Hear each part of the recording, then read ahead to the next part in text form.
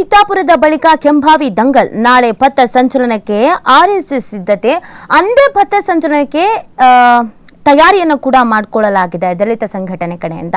So ಇದು ಗಂಟಾಗಿರೋದು ಯಾರಿಗೆ ಅವಕಾಶ ಸಿಗುತ್ತೆ ಯಾರಿಗೆ ಅವಕಾಶ ಸಿಗಲ್ಲ ಅನ್ನೋದ್ರ ಬಗ್ಗೆ ಇಂದು ಯಾರಿಗೆ ಹಸಿರು ನಿಶಾನಿ ಅನ್ನುವಂಥದ್ದು ಕೂಡ ಪ್ರಶ್ನೆ ಆಗಿದೆ.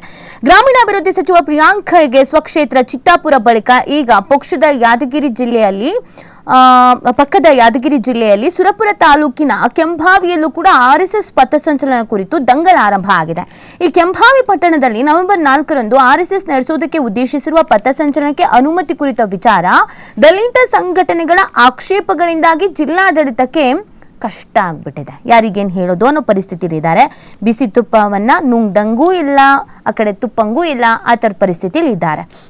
ಅವತ್ತು ಆರ್ಎಸ್ಎಸ್ ಪಥಸಂಚಲನ ನಡೆಸಿದ್ರೆ ನಮಗೂ ಅವತ್ತೇ ಪಥಸಂಚಲನಕ್ಕೆ ಅನುಮತಿ ಕೊಡಬೇಕು ಅಂತ ದಲಿತ ಪರ ಸಂಘಟನೆಗಳು ಪಟ್ಟು ಹಿಡ್ಕೊಂಡು ಕೂತಿದೆ.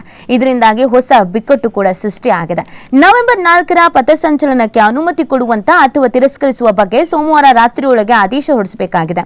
ಅಲ್ಲದೆ ಅನುಮತಿ ಕೊಡದೇ ಇದ್ರೂ ಕೌಂಟರ್ ನೀಡೋದಕ್ಕೆ ಪಥಸಂಚಲನ ಮಾಡಿಯೇ ತೀರೋದಾಗಿ ದಲಿತ ಪರ ಸಂಘಟನೆಗಳು ಕೂಡ ಹೇಳ್ತಾ ಇವೆ. ಸೊ ಹಾಗಾಗಿ ಜಿಲ್ಲಾಡಳಿತಕ್ಕೆ ಇದೊಂದು ತಲೆಬಿಸಿ ಆಗಿರೋದು. ಯಾಕಂದ್ರೆ ಕಾನೂನು ಸುವ್ಯವಸ್ಥೆ ಕಾಪಾಡ್ಕೊಳ್ಳೋದು ತುಂಬಾನೇ ಇಂಪಾರ್ಟೆಂಟ್ ಆಗುತ್ತೆ ಅಲ್ವಾ. ಹೆಂಗ್ ಕಾನೂನು ಸುವ್ಯವಸ್ಥೆ ಕಾಪಾಡ್ಕೊಳ್ಳೋದು, ಅವ್ರ ಮೇಲೆ ಜಿದ್ದಿಗೆ ಇವ್ರ ಮೇಲೆ ಜಿದ್ದಿಗೆ ಅವರು ಅಂತ ಬಂದ್ಬಿಟ್ರೆ ಸಮಸ್ಯೆ ಆಗ್ಬಿಡತ್ತೆ. ಭದ್ರತೆಯನ್ನು ವಹಿಸ್ಕೊಳ್ಬೇಕಾಗತ್ತೆ, ಸಿದ್ಧತೆಯನ್ನು ಮಾಡ್ಕೊಳ್ಬೇಕಾಗತ್ತೆ. ಏನಾದರೂ ಹೆಚ್ಚು ಕಮ್ಮಿ ಆಯಿತು ಅಂತಂದ್ರೆ ಜಿಲ್ಲಾಡಳಿತದ ತಲೆ ಮೇಲೆ ಬರುತ್ತೆ. ಹಾಗಾಗಿ ಅವ್ರಿಗೆ ಏನ್ ಮಾಡ್ತಾರೆ ಅನ್ನೋದು ಪ್ರಶ್ನೆ ಆಗಿದೆ.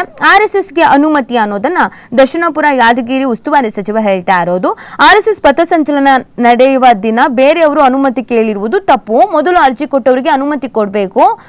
ದಲಿತ ಸಂಘಟನೆಗಳು ಬೇರೆ ದಿನ ಪಥಸಂಚಲನವನ್ನ ಮಾಡಲಿ ಅಂತ ಹೇಳ್ತಾ ಇದ್ದಾರೆ ಅಲ್ಲಿನ ಉಸ್ತುವಾರಿ ಸಚಿವರು. ಪ್ರಿಯಾಂಕ್ ಖರ್ಗೆ ಅವರು ಕೂಡ ಒಂದು ಪ್ರತಿಕ್ರಿಯೆ ಕೊಟ್ಟಿದ್ದಾರೆ. ಅವ್ರು ಏನು ಹೇಳಿದ್ದಾರೆ ಅಂತಂದ್ರೆ, ನಾವು ಆರ್ಎಸ್ಎಸ್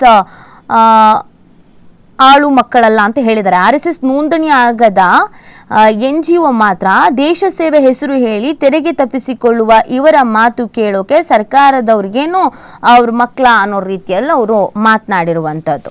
ಸೊ ಅಲ್ಲಿಗೆ ಈ ಫೈಟ್ ಮುಂದುವರಿತಿದೆ. ನಾ ಕೊಡೆ ನೀ ಬಿಡೆ ಅಂತ. ಅವ್ರಿಗೆ ಕೊಟ್ರೆ ನಮಗೂ ಕೊಡೆ, ನಮಗೆ ಕೊಡಲಿಲ್ಲ ಅಂದ್ರೆ ಅವ್ರಿಗೂ ಕೊಡಬೇಡಿ, ಕೊಟ್ಟರೆ ಇಬ್ರಿಗೂ ಕೊಡಿ.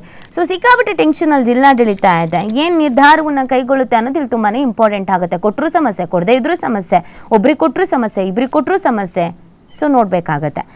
ಹಾಗಾಗಿ ಅಲ್ಲಿ ಕುತೂಹಲ ಇದೆ ಏನಾಗುತ್ತೆ ಅಂತ. ಇನ್ನೇನು ನಾಳೆನೇ ಅಲ್ವಾ, ಹಾಗಾಗಿ ಸಹಜವಾಗಿ ನಾಳೆ ಏನಾಗಬಹುದು ಅನ್ನೋದೊಂದು ನಿರೀಕ್ಷೆನ ಇಟ್ಕೊಂಡು ಕಾಯಲಾಗಿದೆ. ಬಟ್ RSSನವರಂತೂ ಸಿಕ್ಕಾಪಟ್ಟೆ ಸಿದ್ಧತೆಯನ್ನು ಮಾಡ್ಕೊಂಡಿದ್ದಾರೆ. ನೀವು ಗಮನಿಸ್ತಾ ಇದ್ದೀರಲ್ಲ ಅಲ್ಲಿನ ದೃಶ್ಯ, ಅಂದರೆ ನಮಗೆ ಅವಕಾಶ ಸಿಗುತ್ತೆ, ನಾವು ಪಥಸಂಚಲನ ಮಾಡಿಯೇ ತೀರ್ತೀವಿ ಅಂತ ಎಲ್ಲ ಕಡೆಯಲ್ಲೂ ಅವರು ಕೇಸರಿ ಧ್ವಜವನ್ನು ಹಾಕಿದ್ದಾರೆ. ಇಡೀ ಮಾರ್ಗವನ್ನು, ಅಂದರೆ ಪಥಸಂಚಲನ ಸಾಗಬೇಕಾಗಿರುವಂಥ ಇಡೀ ಮಾರ್ಗವನ್ನು ಆಲ್ರೆಡಿ ಅಲಂಕಾರ ಮಾಡಿಬಿಟ್ಟಿದ್ದಾರೆ. ಅಂದರೆ ನಮಗೆ ಅವಕಾಶ ಸಿಗುತ್ತೆ ಅನ್ನುವಂಥ ಕಾನ್ಫಿಡೆಂಟ್ನಲ್ಲಿ RSSನವ್ರು ಇದ್ದಾರೆ. ಸಿಕ್ಕಿದ್ರೆ ಕಾರ್ಯಕ್ರಮ ನಡೆಯುತ್ತೆ, ಸಿಗದೇ ಇದ್ರೆ ಮತ್ತೆ ಮುಂದಕ್ಕೆ ಹಾಕೊಳ್ತಾರಾ ಅಥವಾ ಅದಕ್ಕೆ ಸಂಬಂಧಪಟ್ಟಂತೆ ಹೋರಾಟ ಮಾಡ್ತಾರಾ ಅಥವಾ ಇನ್ನೂ ಒಂದು ಹೆಜ್ಜೆ ಮುಂದಕ್ಕೆ ಹೋಗ್ತಾರಾ ಏನು ಎತ್ತ ಅನ್ನೋದನ್ನು ನೋಡಬೇಕಾಗತ್ತೆ.